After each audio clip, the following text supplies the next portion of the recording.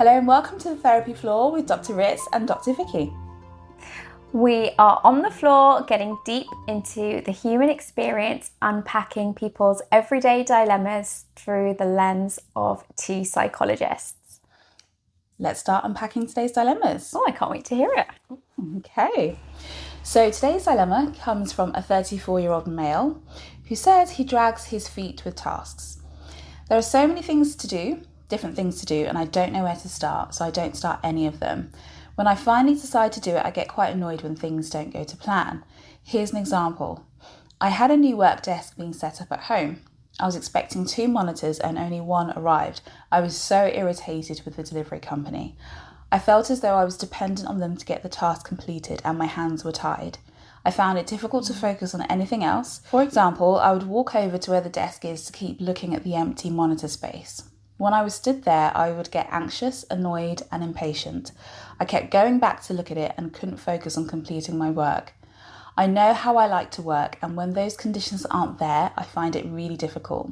Why does it bother me when things don't go to plan, and my anxiety and frustration stops me getting other things done? Thank you for this dilemma. So, Ritz, any thoughts on this? Yeah, what's really jumping out to me initially is this chap has created conditions to work or to be productive, so to speak. And in his mind, anxiety and the lack of certainty that he associates the two together is what's stopping him from being productive.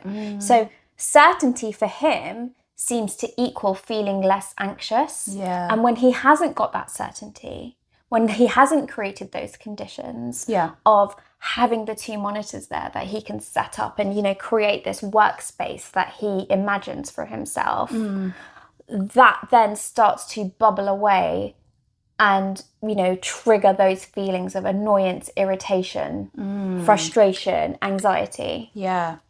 I really like the fact that you touched on the lack of certainty causing anxiety or the association with the two, because I didn't necessarily think of that straight away. What were you thinking? I was thinking about the lack of control creating the anxiety. But I think it's more than that, like you were saying, because at the beginning he said that he even really struggles to get started when he has lots of different things to do. And so at that point, you're not thinking about the lack of certainty, are you? You're not thinking about the lack of control. You're thinking, what's this going to look like? Where do I start? How is this all going to play out? How will I fit it all in? Do you know what I mean? And I think that speaks more to the lack of certainty versus just the lack of control. So I thought that's quite an interesting point. I think the two also probably slide in quite well with each other, don't they? There's probably going to be a bit of complementing going on there. Because I also agree with you that I do think there's a lack of control here, that he feels, he's getting annoyed at the company. Yeah. The company is somehow controlling his ability to be productive. Yeah. So I think he does probably hold that in his mind as well, like, I'm out of control, my hands are tied, I can't do anything about this. And that frustration is probably really carrying itself in his body. The way I'm seeing him tolerate it and manage it is, I'll keep going back to the desk, pacing back and forward. It's almost like if I keep going, then maybe it will just pop up. It kind of almost reminds me of like a child, maybe, that wants some chocolate from his mummy, and then the mum's like, no chocolate now, and then he'll like come back again. Is it there yet? Is it there? Has it happened? Has it happened? And I think there's a tolerating element to all of this as well. Yeah. Not being able to tolerate the fact that actually things aren't able to move forward in the way that he wants it to move forward right now. So, I mean, his question was, why do I get frustrated over things like this? And I think with anything like this, with any kind of behaviour that we typically exhibit or any kind of pattern of relating or being that we get into, we need to take a step back and think about, where did this first start? Like, how did this first come about? When did I first start to feel anxious and frustrated when things didn't go to plan? Or in my life, what does it look like when things don't go to plan? Even as a child, what did you witness from people around you who How do they manage their feelings of frustration or disappointment when things didn't go smoothly? How did people adapt to change around you? I think it's a good idea to start looking back to understand why we are the way we are right now. And you know what? I would even encourage maybe going back a bit further. So maybe not even starting with the frustration and the anxiety yet, but just what did making plans look like? Yeah. How did you, do you even have like first memories or ideas of yourself making a plan? Like making your own plan for something? Yeah. What did that look like? And then people around you, your caregivers, when they made plans, what did that look like? Yeah. Yes, Ritz. Because the more we're talking about it now, I'm thinking it's the plan. It's the planning that is frustration, isn't it? Frustrating, rather. Getting started. Like there's a little bit of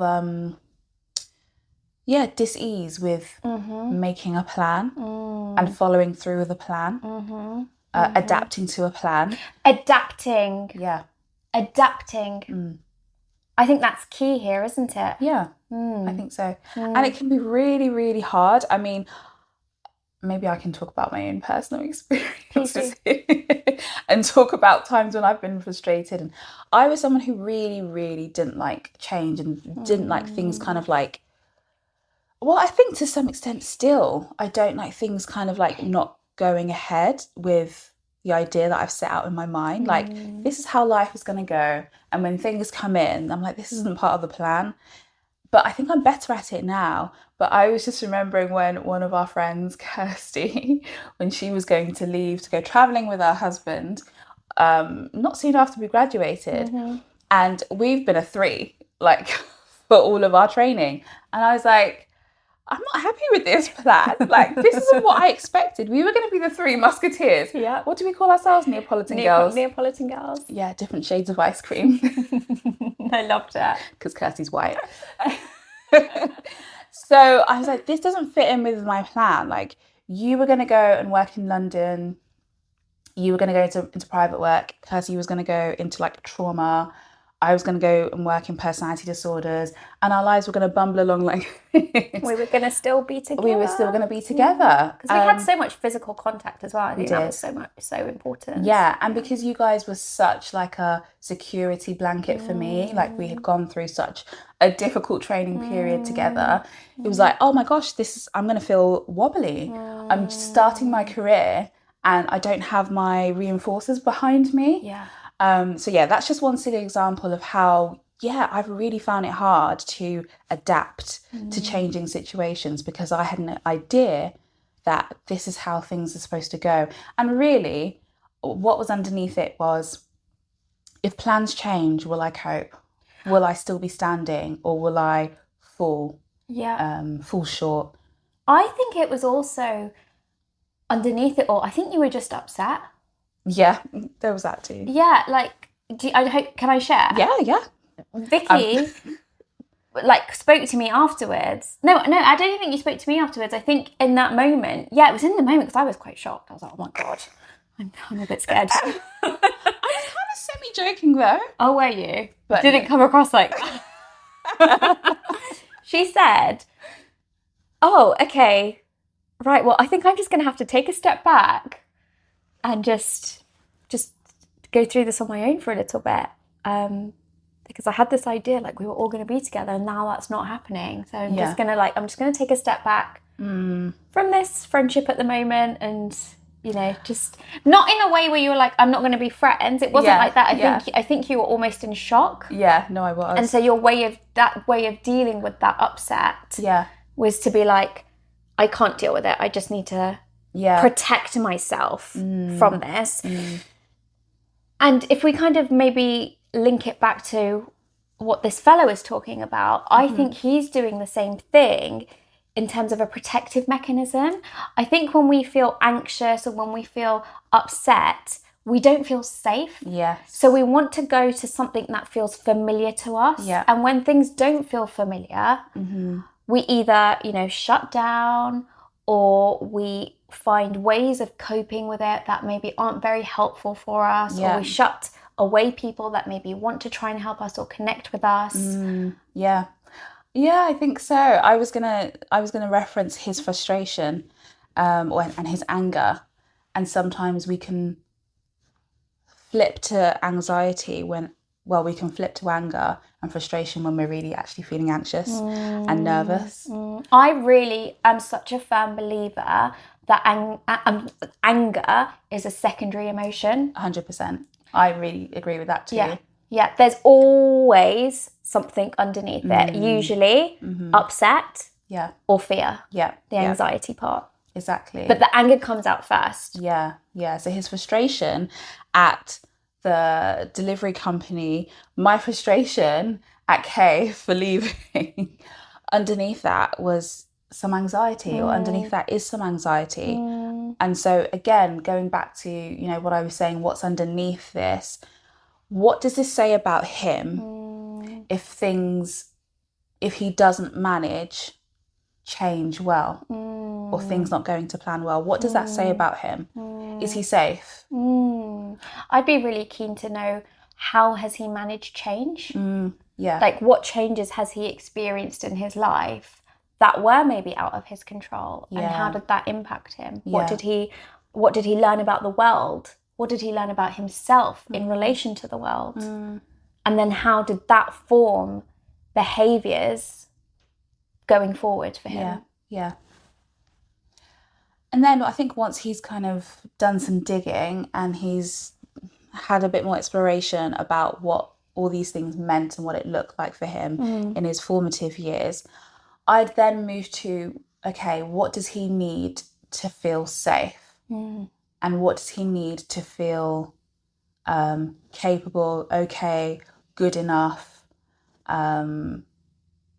trusting the process, trusting that things will work out. Because it's not certainty. Yeah, it's not. No, that's the trap, isn't it? Thinking that we need certainty to feel safe, but we don't. Yeah, because that's why he can't get started on these plans. Exactly. So you're right, it's about encouraging him to think about, rather than looking outwards at, I need this, this, this, and this to go to plan.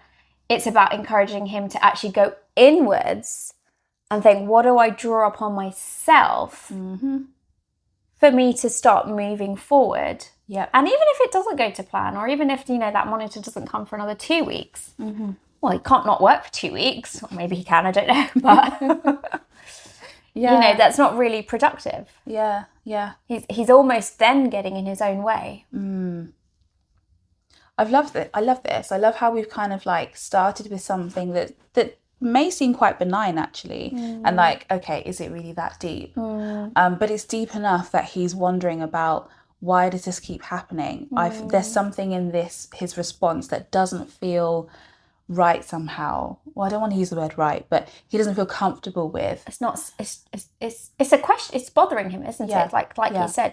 Why does it bother me so much? Yeah. Like, he's interested to understand himself. But often, I think people do think, oh, I've got to go to therapy. If I go to therapy, I have to. I shouldn't be wasting the psychologist's time. I've had that a lot in my clinic, where sometimes clients have said to me, oh, but this sounds really silly to talk about. It's not, as you said, deep. It's not that deep. But actually, I think those are sometimes the most fruitful conversations. Yeah. Or those conversations where someone comes in and I typically say, where's your mind been this week? And they're just like, well, I don't really have anything to say. And then we kind of sit through the discomfort of us looking at each other like, okay. And then something like this comes out. It's like that iceberg, isn't it? An iceberg on the surface seems quite small, but deep down it has deep roots, which leads into other areas of our lives. So yes, this may not be a life or death situation for him, but having a greater understanding of how he processes change, adapting, maybe not feeling like he's perfect, can manifest in so many areas and can lead to improvement in so many other areas. So actually things like this are very important to address. Absolutely. I think at the heart of it all, what he's really hopefully going to be learning how to do is tolerate and hold himself through uncertainty. Yeah. Because boy, life is gonna continue to be uncertain and throw up uncertainties. And just like, that seems like a very benign situation that I brought up with like Kirsty going traveling, for goodness sake. But it helped me clue in to something deeper within me, which is, how safe do I feel to be on my own, and what does it mean for me to be on my own? It was almost like your wings were being clipped. Yeah. These wings that we grew as a trio. Yeah. That we really support each other so much through our training. Like, I genuinely could not have done it without you girls. That's scary to then think, oh my God, we're going now into the real wide world and forming our own practices, our own clinics, having our own clients, our patients, whatnot, probably having trainees ourselves. Yeah. Exactly. And it led to something, like deeper, which is, can I do this? I'm supposed to be here helping other people. What the hell am I doing? Can I do it? Can I do it if things aren't in a particular place that I've, placed them in my mind? It's that self-doubt, isn't it? Yeah. Yeah. Yeah. But it was really helpful, actually. It's really eye-opening. And you know what? I didn't even realise it until you pointed it out, and until Kirsty said as well, like, oh, I think she might have been a bit upset with me, and rightly so. I mean, what a ridiculous response. But I didn't even realise that that's what I was doing. But it was also such a you response. Like, I appreciated the authenticity of it. Yeah. Genuinely. Yeah. Because I was like, I was shocked, but then I was like, no, but that is Vicky. That is who Vicky is. Like, she's just, if that's how she feels, she's going to tell us, and she should tell us how she feels. Yeah. And it wasn't necessarily mine or Kirsty's job to take care of you through that, but it was to just give you the space to say, okay, yeah, you're upset, that's okay. And I don't even think we figured it out with you. Like, you figured that out yourself, what was going on. Yeah. But it was more that we gave you the space to have those feelings. We didn't judge you for it. We didn't say, oh my God, now that you're being like this, we can't be friends anymore. Yeah, oh, thank goodness you didn't. Oh my gosh. That would have been terrible. That would have been awful. See, I feel like I've totally eclipsed this dilemma today with my own stuff. But I hope that has been helpful for anyone else who sees themselves in the light of this guy or myself, just dealing with change, right? Dealing with change, and if you're just somebody who doesn't like uncertainty, hopefully some of these questions that we are posting to you and asking you to think about, asking this fellow to think about, hopefully they will just spark something in you that might start giving you an idea of if this is something that you're struggling with or thinking about. Yeah. Shall we move on to the next one? Yeah, let's do it. Have you got? This comes in from a 28-year-old female. I'm in a long-term relationship, but my partner and I are growing apart. I know deep inside that our relationship won't be forever, but I can't take the action and break up with him. It feels like it's not the right time and I don't want to rush it. Am I right to wait, or is it just the fear of change and maybe the fear of hurting him that makes me stay? How can I figure out when the time is right? Interesting one. What are your thoughts, Vicky? Can I be honest? Yes. This is why we love you. I think that the time is now. The time is now. If you're starting to have these questions and you've been thinking about them for a long time, the time is now. And that may sound very harsh and very blunt, and I'm not making light of the situation or making light of how difficult it is and how upsetting it will be to hurt someone that you love or have loved. It really is difficult. However, I don't know if I've come across anybody in a relationship or who has ended a relationship who looks back and says, I should have ended it later. I think everyone usually says, I wish I had done this sooner, or I wish I hadn't wasted time, or I wish I hadn't dragged it out, because ultimately that leads to further hurt, more confusion. So I think that there is never a right time, but if we want to say there is a right time, I'm going to be blunt and really blasé and say the right time is now. What, I don't know, what do you think? I mean, I'm quite a firm believer that she's already, I'm going to just read it again, actually. I just want to come back to what she said. I know deep inside our relationship won't be forever. I mean, for me, why are you in a relationship then? Go there. Yeah. Go there, Ritz. Surely you're getting into a relationship because you see longevity. If that's what she wants. If that's what they both wanted. Yeah, so it'd be interesting to know if she wanted, what were her plans and expectations for this relationship in the first place. But I like what you were saying though, and I want to hear a bit more about why you think that. Why is she in a relationship if it doesn't want to last forever? Like, what were your thoughts? I guess my thoughts were, she's kind of setting it up like, I want a long-term relationship, right? So what she said, I'm sorry, I keep picking this up and going back to it. I think it's really stuck out for me. I'm in a long-term relationship, right? Okay, so she's already saying, yeah, she believes in long-term relrelationships because she's in one, I imagine, right? Yeah. But my partner and I are growing apart. So they're growing apart. That's not working for her because there's the but there. Yeah. And I know deep inside that our relationship won't be forever. So I guess that's why I was saying in my head, if you want to be in a long-term relationship and you already have these feelings, well, he's not going to be the person that I want to be with forever. There's your sign. Yeah. There's your red flag. Yeah. You don't want to spend the rest of your life, it looks like, with this person. So why are we still... Why are you still there? Why are you still there?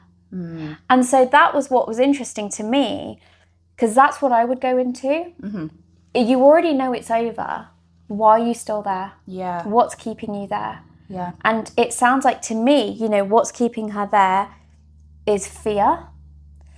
And I would be really wanting to know about endings in her life. Yeah. Because it sounds like she's trying to create this perfect ending. Yeah. For their and I know, why wouldn't you want a relationship to end amicably? And in therapy we talk about not perfect, but we talk about good enough endings. But it just seems like there's something she's creating here where she maybe doesn't want to go through the hurt and the pain of an ending. Yeah. Yeah. You know what I'm also thinking about? I'm thinking about her assumption or belief that she may hurt her partner by ending. And normally you wouldn't even think twice about that, would you? Because it makes sense. It's a logical thing to let someone down or to end something that has been really important in your life. You don't want to inflict that pain upon the other person. But even the idea that she may be doing that suggests some kind of imbalance there, don't you think?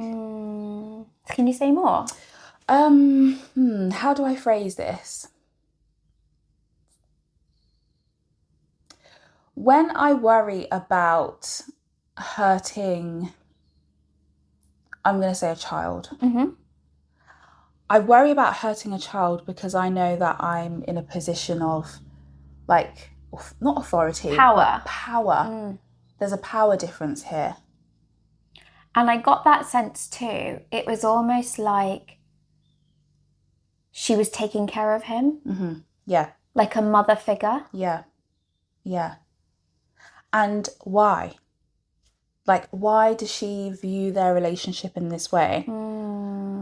I mean, there's the assumption, I'm guessing, that he may not want to end the relationship. Do you know what I mean? But actually, is that an assumption, or is that truth, or is that an assumption? What's her evidence for that? What's her evidence for believing that this will hurt him? He could actually feel quite liberated too.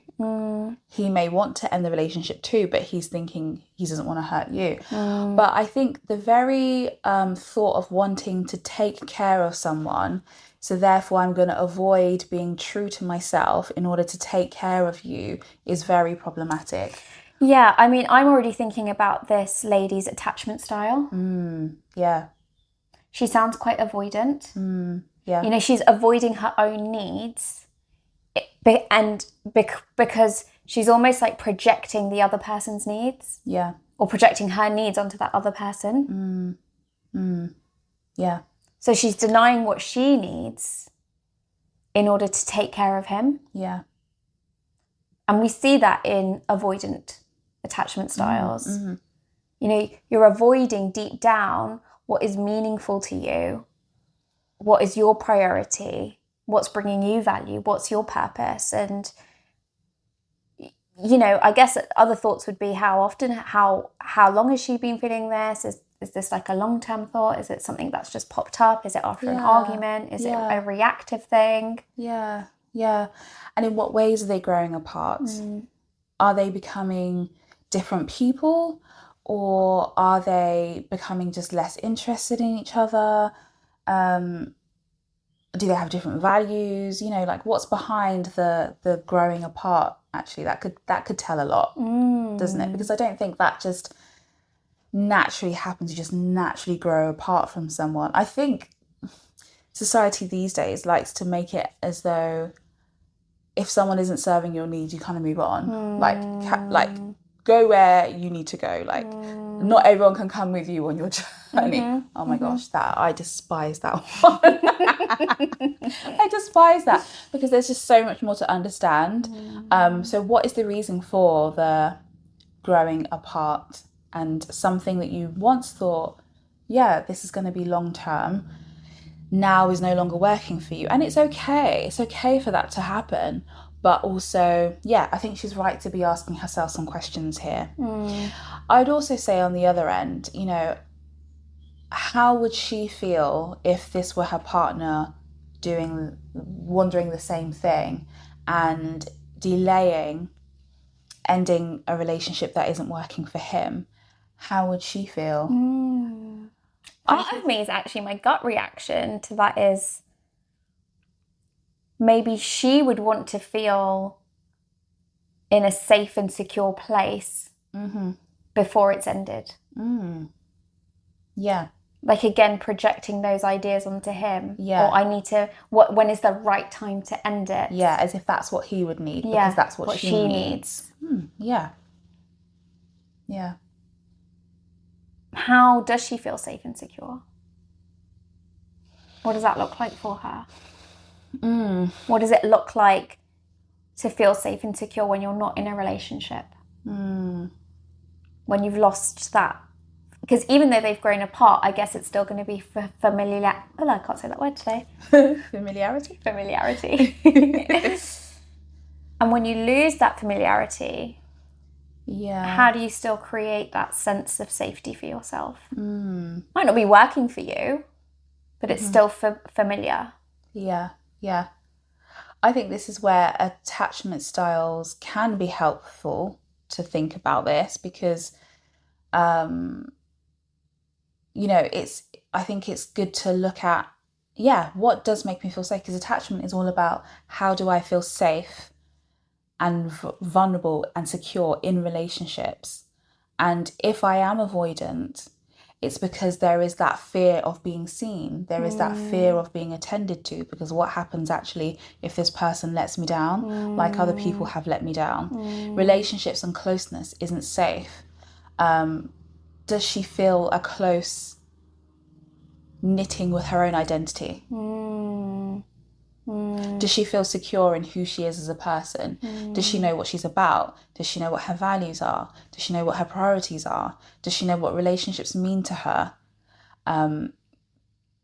Becoming intimate and knowledgeable with your own identity can help, I think, for you to start to feel secure outside of a relationship. Absolutely. And I guess I'd also be wanting to know, like, how has she ended relationships in the past, and for what were those reasons did she end those relationships in the past?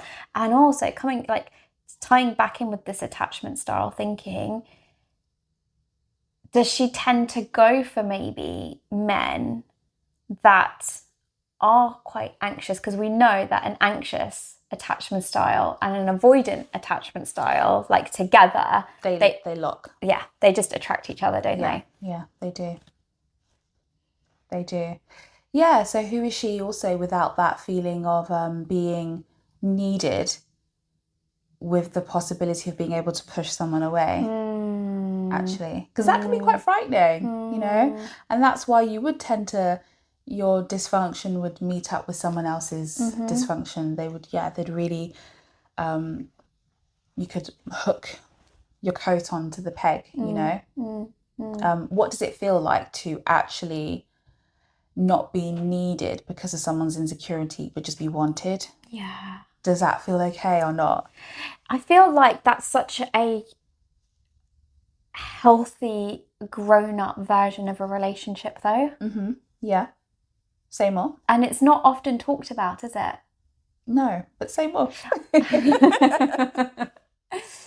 Just this idea that we don't have to be in relationships, right? It's not this end goal that we have to aspire to be in. Like, if we're in them, that's great.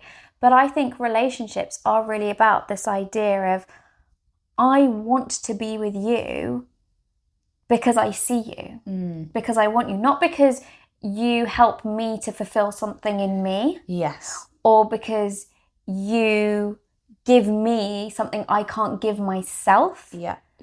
But it's more this idea of, what I see in me, you see in me too. Yeah. And you enjoy it as much as I do. And that more complementary style, rather than, you know, I often draw my patients' circles of relationships, where we can either kind of, I just put it on here, we can either be really far apart or we can be really enmeshed in relationships. And I always say that, you know, the overlap really should only be about a third. Yeah. And then, you know, you have this whole other life. Yeah. That really is just about you, not about your whole relationship. And they have this whole other life as well. That really is just about them and not about your relationship. But you can champion each other through that and champion yourself through it too. Yeah. But I don't think we really encourage people. I don't think necessarily we really encourage people to feel complete and whole as themselves, because that's where it starts, isn't it? Because if you were to feel an insecure, whether they're insecure avoidant or insecure anxious, there is a lack of security within themselves, within who am I? Like, am I enough as I am? It starts with that. And I don't think we do enough to really help people to develop a really healthy sense of self, to know that I'm okay when I'm with someone, I'm okay when I'm without someone. I'm even okay as a standalone without having to flick someone away. Because I think also that's another function of, like, someone who is anxiously avoidant. I need to be able to flick you away, because then I can feel more in control. I can feel more powerful. I can feel more secure. But when you can feel like that without the need to pull, like push someone away or to pull them closer, without that, it's relationships will be even more of a difficulty, because relationships can be hard regardless, even if you're securely attached. But that's the foundation, isn't it? Becoming very comfortable and secure in your own identity and who you are. And really, like, where is that developed? It's in early years. Yeah. But it doesn't mean that if, you know, I don't want people to think, oh, well, if I didn't have that, then it's a done deal. It's a done deal. You know, I think it's something that people can still work on, can't they? As long as they have that self-awareness to understand, you know, am I somebody that's maybe, you know, if they're describing themselves as quite needy in a relationship, I would often say, okay, that's like quite an anxious attachment.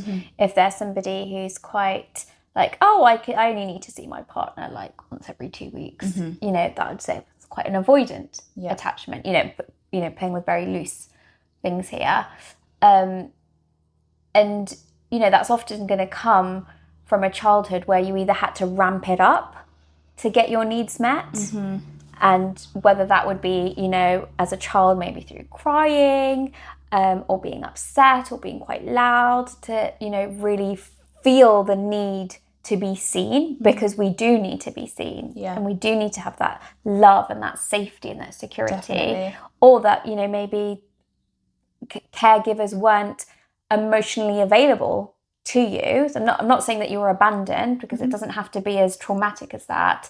You know, your parents could very much have been at home all the time, but they just weren't emotionally available to you. Yeah. So you learnt to just do it on your own. Yeah. Yeah. It wasn't like a reliable source. Yeah. Yeah, I feel like we've again gone deep with this one, haven't we? Quite deep. But I think that's like MO, isn't it? Yeah. Like we said, we want to go deep into the human experience. We're going deep into the human experience. So again, we're posing more questions to you. You know, what does it mean to have power in a relationship? What does it mean to let someone down? Why do you feel the need to take care of someone to the detriment of your own needs? Yeah, that's the question that I would pose back to you. And ultimately, if you are thinking about ending a relationship and you know it's not working for you right now, that is enough of a sign to say, I think it's time to end this. Or to even just start having those conversations. Or start having those conversations. Because sometimes I feel like if you decide to end a relationship, like, you have to have had decided and that's it. But hopefully you're both in a grown up enough conversation, grown up enough relationship to be able to just have that conversation. And I you know, that's a scary thing to do. Don't get me wrong. I'm not saying this should come easily and naturally, but I think to be able to say, or to feel first and think, this just doesn't feel right to me. And then to be able to sit down with your partner and say, I have felt this way, that it doesn't feel right. How are you feeling? Yes, exactly. Because then that comes back to the point we were making earlier about, you know, what does this growing apart look like? And actually, is it salvageable? Just because you've decided in your mind that actually we're growing apart and that's it, we have to go our separate ways. Well, I don't know. Maybe there is some negotiation there. Maybe there is some compromise there. Again, to see how your partner is feeling without making assumptions also about how he's going to feel, how he's going to respond, what he's thinking.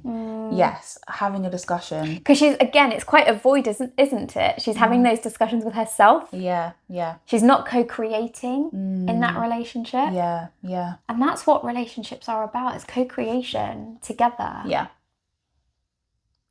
So I encourage you, if this has been your dilemma, or if you're going through something similar, to find that internal courage and sit down and have those difficult conversations if they feel safe to do so. I second that. I think we've got time for one more today. Shall we? Yeah. Should we do it? Yeah. Okay. Let's do it. Okay, so this comes in from a male in his 40s, and he is saying, I work with someone that I really struggle to get along with. They disagree with my ideas, block my initiatives, and undermine me. It feels like they are blocking my career. How can I take control of my feelings of frustration and resentment to this person? This is a good one. This is a juicy one. He's not said much, but I think he said a lot. He said a lot. I was thinking those are some strong words there. Like, someone is undermining you. They are blocking your career. There is frustration. There is resentment. Okay, I would say to this individual, frustration is there for a reason. Anger is there for a reason. Even though we feel the experience of anger and frustration isn't pleasant, it doesn't mean that the emotion is wrong or bad. Anger can actually be very helpful because it lets you know that something isn't working for you. And we tend to feel anger when we feel disrespected, when we feel hurt, abused, betrayed. So it's a useful emotion because then we can move forward in action. But how we respond is very important in order to avoid being in order to avoid being aggressive or passive aggressive, we want to be assertive in voicing our frustration and our anger. So I would start with, have you had a conversation with this individual? Or even if you don't feel ready to have a conversation with this individual, I think maybe you could have a conversation with someone else who has eyes on the situation. And I say this not to gaslight you and to invalidate your feelings, but sometimes it's helpful to have some perspective. Because sometimes actually, whilst we should pay heed to our feelings, we shouldn't always take them as gospel and as fact and as truth. So objectively, what does this situation look like to other people? Are they seeing what you're seeing? I think that helps. It helps you first to clarify, okay, is what I'm feeling actually happening? Is my interpretation correct or incorrect? If it's correct, great. Now, if someone else can back that up, how can we move forward with having a conversation with this individual about how you're feeling and about how you are viewing the situation? Are they aware that this is how their behaviour is being perceived?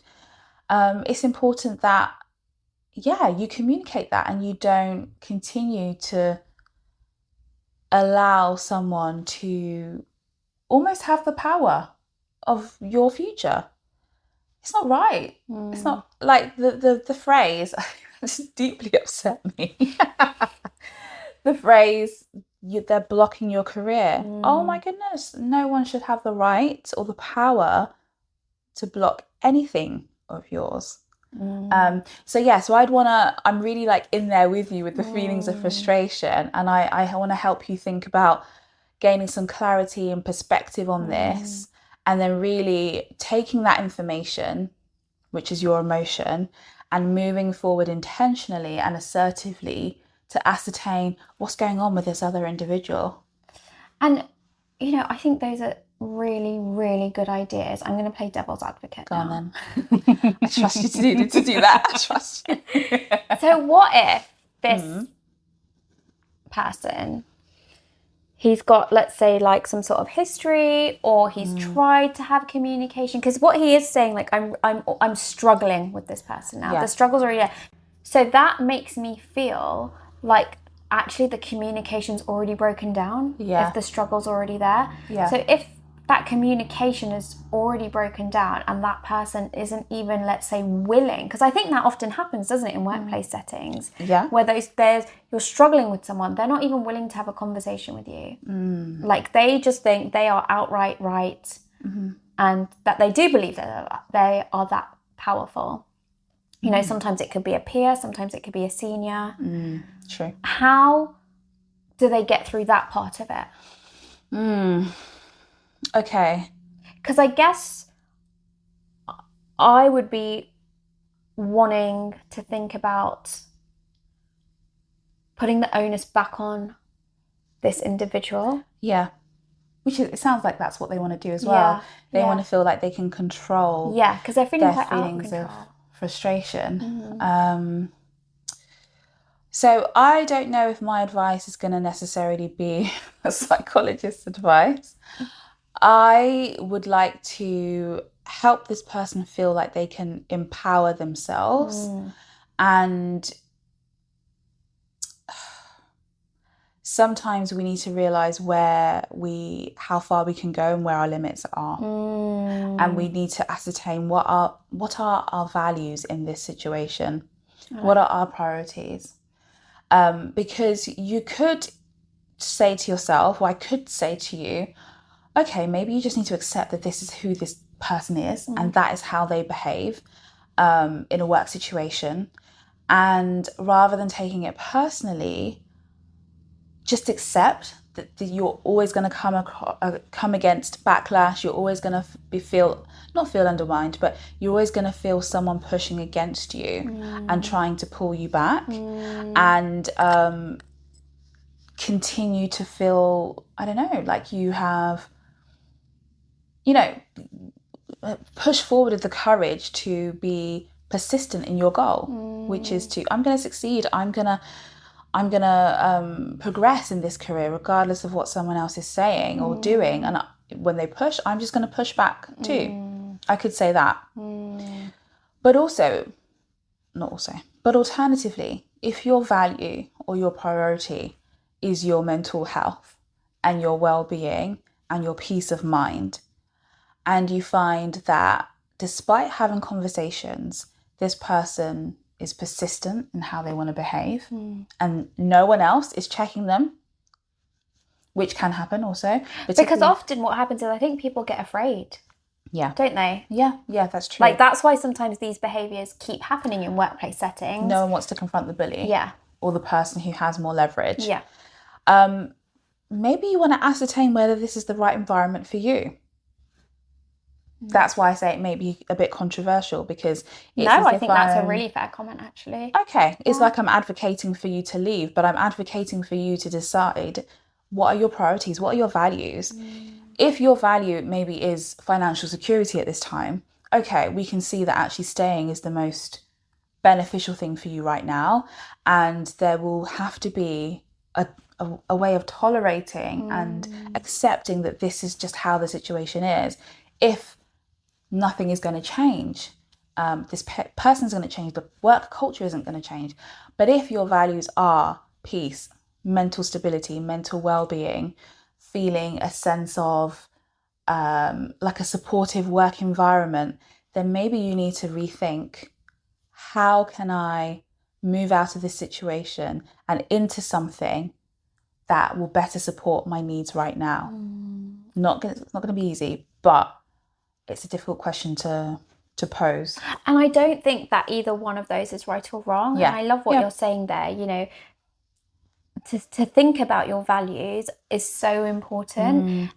And they're going to change at different points in our lives. So, you know, like in your 20s, financial stability might be one of your top values. But then in your 40s or your 50s, it might not be. It might be more things like spirituality or recreation or connection.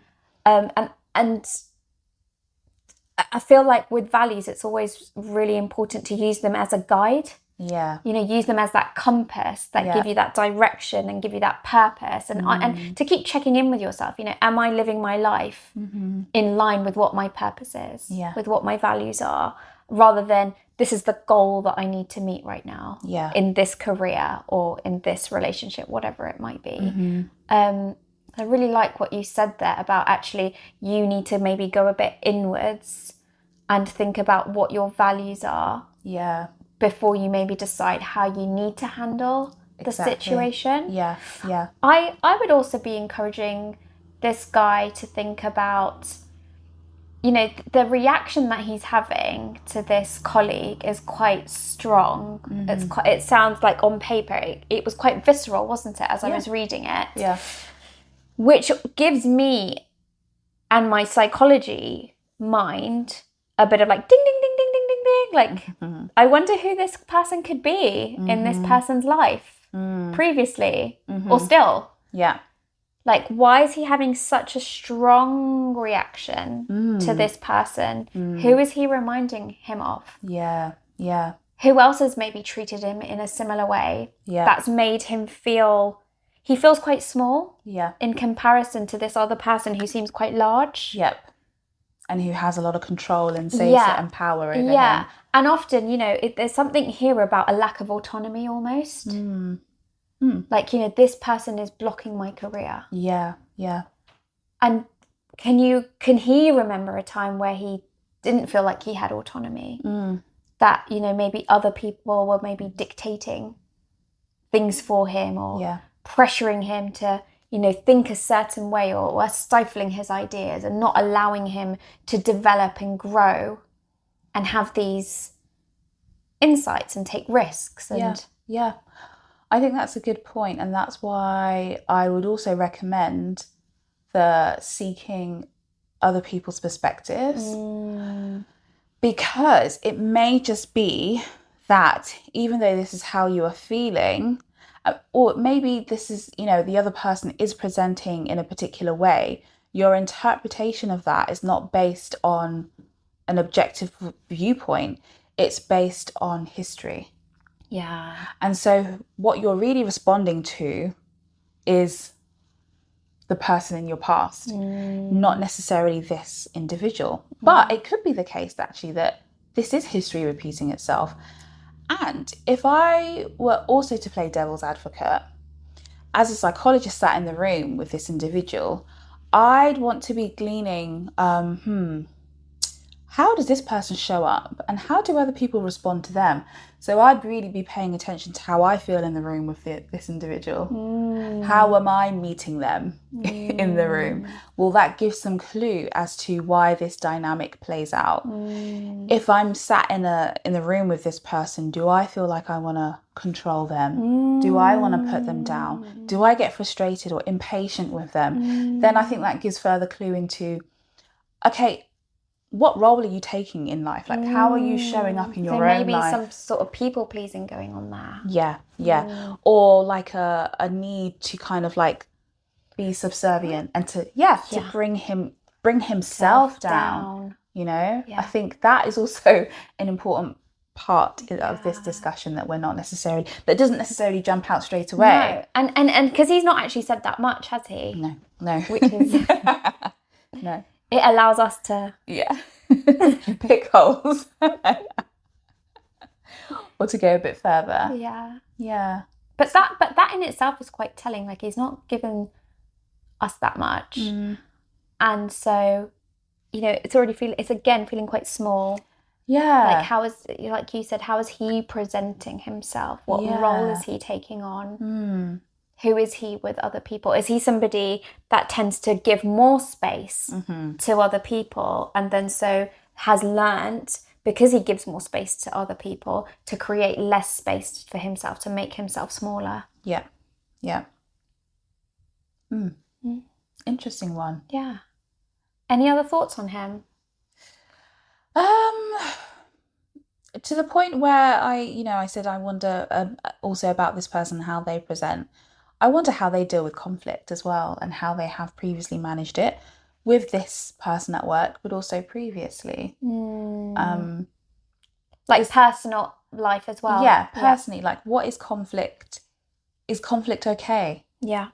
Is it okay to be in conflict? Is it okay to be confronted with someone who has different opinions to you, has a different viewpoint?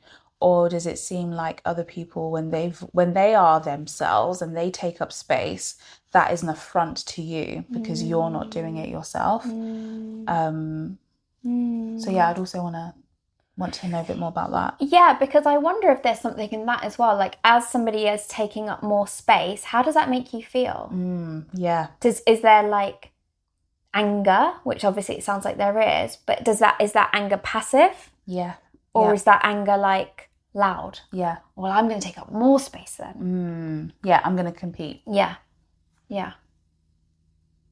So really, with this and every other dilemma or anything really that we struggle with, when we are looking at another person and we're thinking, gosh, like, I have a problem with this behavior, or this that I'm seeing, this is what I'm seeing in another person, it's always to go inwards.